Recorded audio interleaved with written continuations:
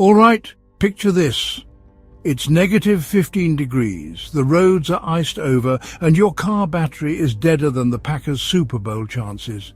But inside the bar, it's a different world. Neon beer signs glowing against the frost-covered windows, the smell of fried cheese curds and bratwurst in the air, and a bartender who knows your drink order before you even sit down. A couple are playing bar dice, a group of college kids are throwing back old fashions, and in the corner, some guy named Randy just ordered another round for the whole bar because the vibes were right. This is Wisconsin, and drinking here isn't just a pastime, it's a way of life. But why? Why is it that 7 out of the 10 drunkest cities in America are in this state? Why do people here consume alcohol like it's their civic duty? Stick around because we're diving deep into the history, the laws, the traditions, and the absolute madness that makes Wisconsin America's drunkest state. And I promise, you're going to want to hear about the law that lets kids legally drink in bars. Yeah, you heard that right. Also, quick challenge, drop a comment if you've ever had to walk home from a Wisconsin bar in the snow. Bonus points if you were carrying a 12-pack.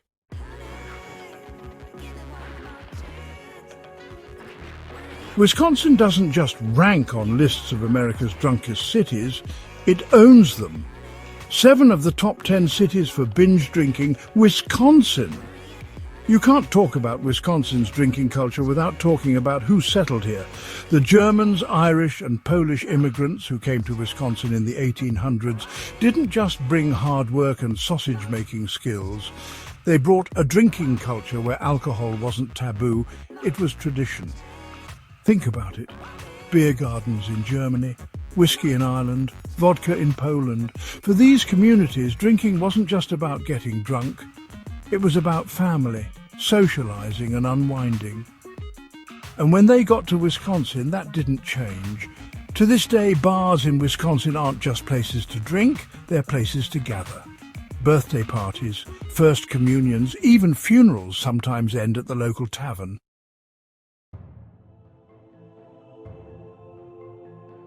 Wisconsin winters aren't just cold, they're straight-up survival mode. When it's minus 20 degrees outside and you haven't seen the sun in 3 weeks, you've got 2 choices. Stay home and slowly lose your mind. Head to the bar, have a few drinks, and pretend it's summer. It's scientific, probably. Alcohol makes winter suck less. And since winter here lasts half the year, that's a lot of drinking.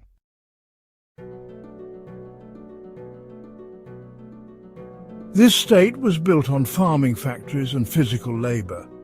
And when your job involves milking cows at 4 a.m. in the freezing cold, working 10-hour shifts in a factory logging fishing construction, anything that breaks your back, what do you do at the end of the day?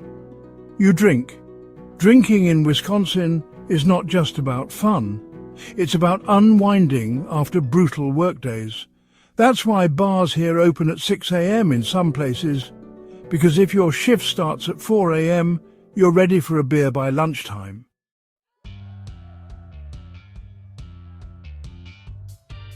The sports culture drinking is a team sport here. If you've ever watched a Packers game in Wisconsin, you already know.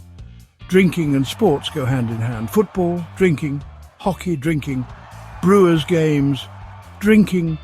Just thinking about the Packers losing a playoff game, drinking. And it's not just about drinking while you watch. The pre-game tailgating in Wisconsin is legendary. We're talking beer brats on the grill, coolers packed with spotted cow, a casual 9 a.m. Bloody Mary, because it's never too early. And the best part, everyone is invited. Doesn't matter if you're a die-hard fan or just here for the food, there's a drink waiting for you.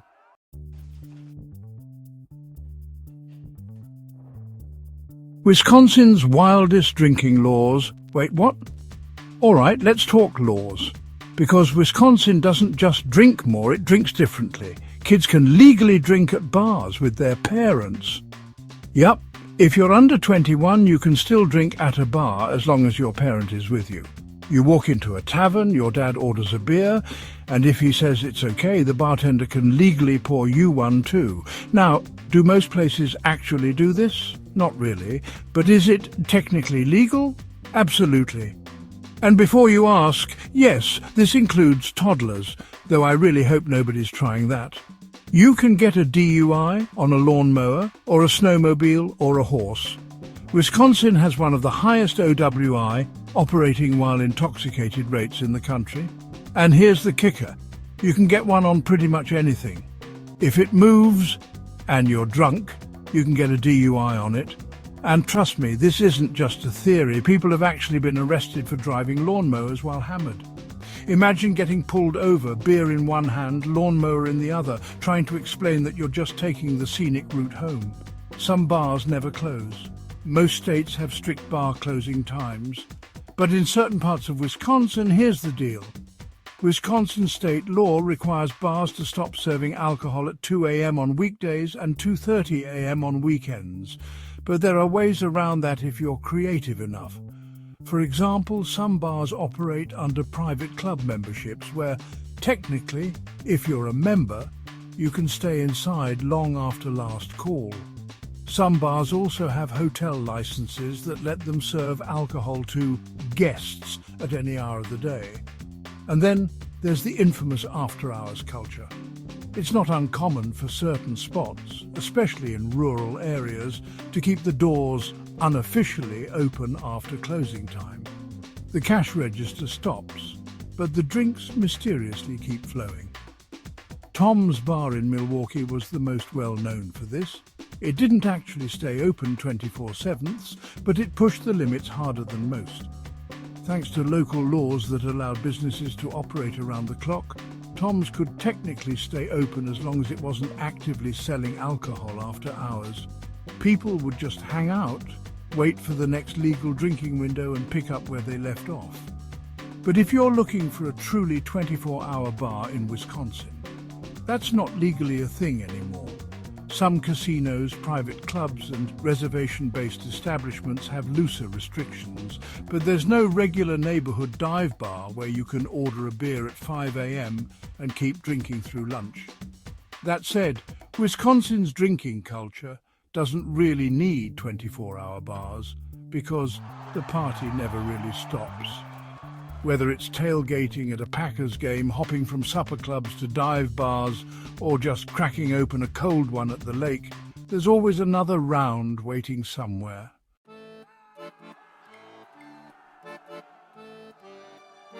The Wisconsin drinking culture is just getting started. So far we've covered how Wisconsin became the drunkest state, why people here drink so much, and some of the crazy drinking laws. But we're just getting started. The traditions, the rituals, the insane drinking games. What's the deal with Brandy Old Fashions? What exactly is a Wisconsin goodbye? And why do people in Wisconsin have a weird obsession with drinking beer while eating cheese? All that and more coming up next. Quick question, have you ever played bar dice? If not, stay tuned, because this game might just be Wisconsin's greatest contribution to drinking culture. All right, now that we've covered how Wisconsin became America's drunkest state, why people here drink so much, and the absolutely wild drinking laws, it's time to talk about something even crazier, the traditions. Because in Wisconsin, drinking isn't just something you do, it's something you do with style. From the legendary Brandy Old Fashioned to bar dice, ice fishing beers, and the infamous Wisconsin goodbye, let's get into what really makes drinking in Wisconsin so unique. And trust me, you're gonna want to stick around for the story about the bar that doesn't have a closing time. The Brandy Old Fashioned, Wisconsin's official cocktail that barely exists outside the state. All right, first things first. Wisconsin doesn't drink Old Fashions like the rest of the country. Anywhere else, you order an Old Fashioned and you're getting bourbon or rye whiskey, bitters, sugar, and an orange peel. Classic, simple, strong. But Wisconsin? Oh no, Wisconsin said, let's change everything. Instead of whiskey, they use brandy. They add fruit, soda, and sometimes even olives. Now, why brandy? Well, that dates back to World War II. After the World War II scene, there was a shortage of whiskey, but Wisconsin had a ton of brandy thanks to the state's huge German and Swiss populations. And instead of waiting for whiskey to come back, Wisconsinites just rolled with it. Now, Wisconsin drinks more brandy than any other state, like way more. About half the brandy in the US is sold in Wisconsin alone. And the best part? If you go anywhere outside of Wisconsin and order a Brandy Old Fashioned, bartenders will have no idea what you're talking about.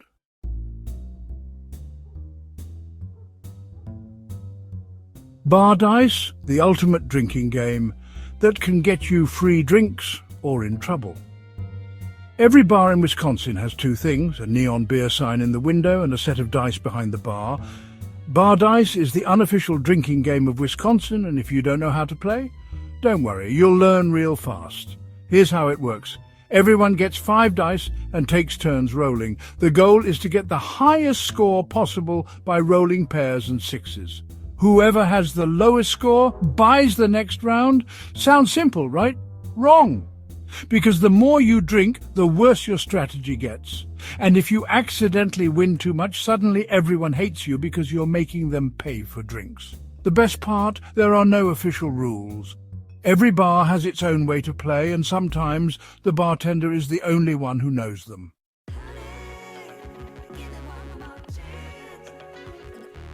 The Wisconsin Goodbye, the farewell that never ends. If you've never heard of a Wisconsin Goodbye, here's how it works. You announce you're leaving. You get talked into one last drink. You actually start to leave, but you stop to chat with 3 different people. Someone says, "Did you eat yet?" And now you're getting a late-night meal. You make it outside, but then realize you forgot your coat. You run into another friend who just walked in and, you guessed it, you stay for another drink. Total time from first goodbye to actually leaving? Anywhere from 45 minutes to 3 hours. That's just how it works. And if you ever successfully leave a Wisconsin bar on the first try, you might be a magician.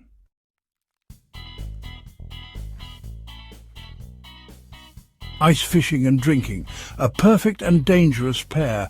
All right, now let's talk ice fishing. Because in most states, when the lakes freeze over, that's the end of boating season. But in Wisconsin, that's just the beginning of ice fishing season, aka drinking in a tiny shack on a frozen lake. If you've never been ice fishing, let me paint you a picture. You drive onto a frozen lake. Yes, drive. You set up a tiny heated shack, or if you're hardcore, you just sit on a bucket. You drill a hole in the ice, drop your fishing line in, and crack open a beer. Repeat for 6 to 12 hours. Now, do people actually catch fish sometimes? But honestly, that's not the point. The real goal is to drink beer, tell stories, complain about how cold it is while refusing to leave, and sometimes you get so into the drinking that you forget about the fishing entirely. The only downside? Sometimes people forget to move their trucks and they fall straight through the ice. Yeah, that happens a lot more than you'd think.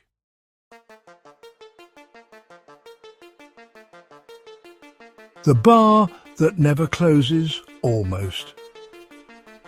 Once upon a time, Tom's Bar in Ashland was Wisconsin's last true 24-hour bar. A relic of a bygone era where you could grab a drink anytime, no questions asked. But since those days are gone, the 5 o'clock club is the next best legal thing. But in some small towns, bars get private club licenses which let them stay open all night. That means if you walk in at 7 a.m. on a Tuesday, there might still be people finishing drinks from the night before. And if you've ever closed down a bar and then watched the sunrise through the windows, congratulations, you've officially had the full Wisconsin experience.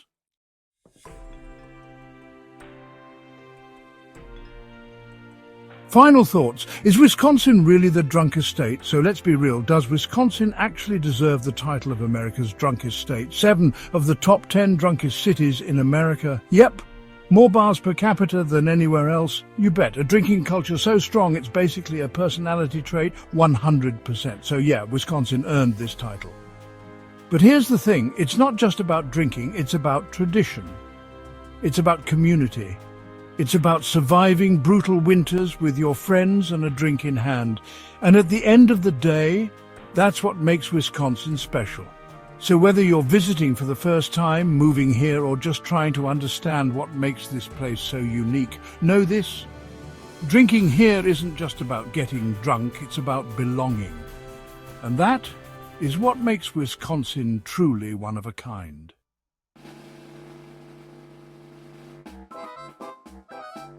All right, Wisconsin veterans, what's your wildest drinking story? Drop it in the comments.